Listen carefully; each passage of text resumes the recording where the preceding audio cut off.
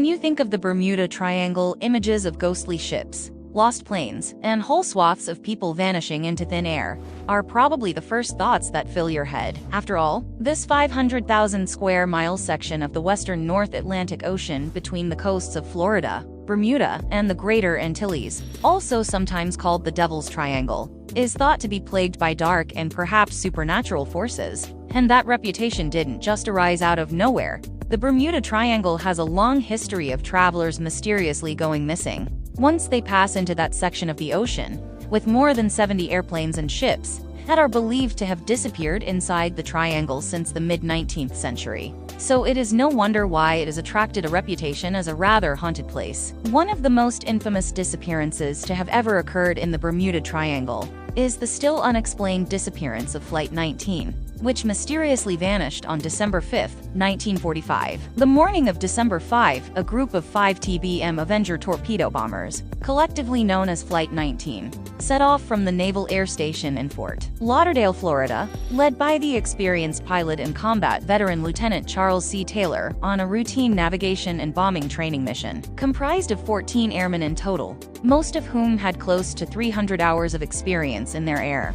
The group was tasked with flying due east from the Florida coast to Hen and Chicken Shoals in the Bahamas, over which they were to conduct bombing practice. From there, they were expected to fly north for close to 80 miles, passing over Grand Bahama Island before turning their planes southwest and heading back towards their base in Fort Lauderdale. They were the 19th Training Squadron to complete this particular training assignment, called Navigation Problem Number 1, that day, and the whole flight was expected to take only 3 hours. But tragically, that turned out not to be the case. Flight 19 took off in fairly average weather, with 5.5 hours worth of fuel on board the aircraft. At first, the mission seemed to be going according to plan, with no apparent cause for worry. The bombers made it safely to Hen and Chicken Shoals, where they reportedly were able to successfully complete their bombing exercises. However, about 90 minutes into the assignment, when the bombers were flying north on the second leg of their flight, something either with the plane, or the crew, or both began to get screwy. Lieutenant Taylor appeared to become confused and disoriented, seemingly out of nowhere,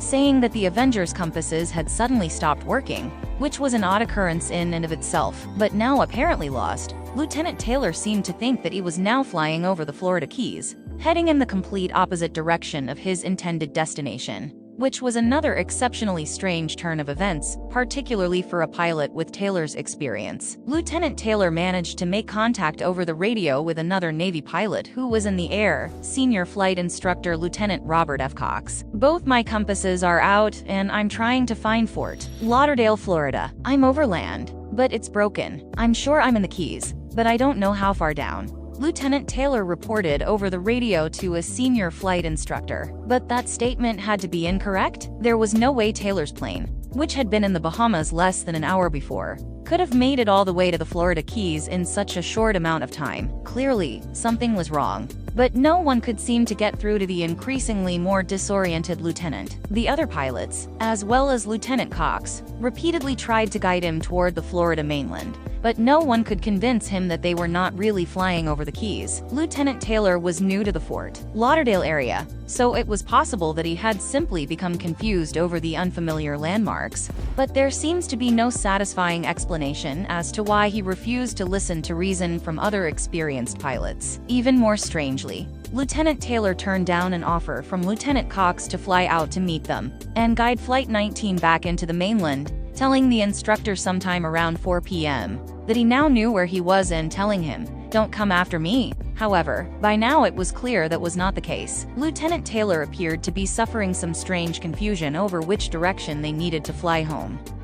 While it was routinely understood that lost planes flying over the Atlantic needed only to set their course west toward the setting sun to reach land, Taylor instead ignored the other pilots and twice directed the plane to fly northeast, seemingly believing that they were flying somewhere over the Gulf of Mexico and needed to head east to reach home. However, in reality, he was only taking his squadron farther out into the sea, as their fuel supplies dwindled perilously low. A little after 6 p.m., Lieutenant Cox lost all contact with Flight 19 and their radio transmissions faded into nothing but static. With Flight 19 now presumably lost at sea, the Navy dispatched a rescue mission to try to find the crew. A pair of PBM Mariner flying boats were sent to search for the missing Flight 19 around 7:30 p.m. And that's where the story gets even eerier. Just 20 minutes after takeoff, the PBM Mariner rescue seaplane disappeared from the radar, never to be seen again. It is believed that the plane, which was a model notorious for catching fire,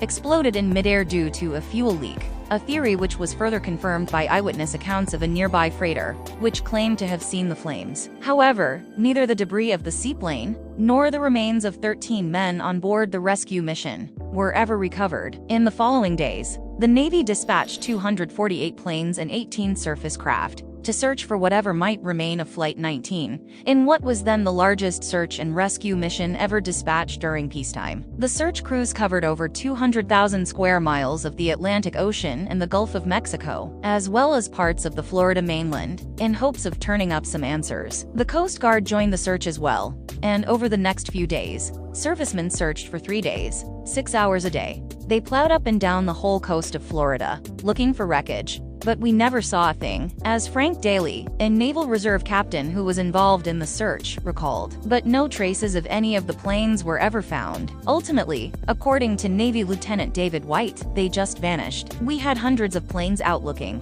and we searched over land and water for days, and nobody ever found the bodies or any debris eventually. The Navy was forced to attribute Flight 19's disappearance to causes or reasons unknown in the subsequent years. There has certainly been no shortage of wild theories that have cropped up attempting to explain what really happened to the crew of Flight 19. Some believe that, especially given the notorious location of its disappearance over the Bermuda Triangle, something supernatural was the real reason why the flight got so turned around. Others theorize that a strange electromagnetic disturbance somehow disrupted the compasses and navigational tools on board the aircraft. And of course, no list of wild theories would be complete without at least a few people speculating that aliens were somehow involved. However, all the evidence only seems to indicate that the plane simply ran out of gas over the Atlantic, and the remains are still hidden somewhere in the bottom of the ocean floor. In total, 27 men lost their lives as a result of the ill-fated training exercise, and to this day, no one has been able to come up with a satisfactory explanation as to why Flight 19 went so tragically and mysteriously off course.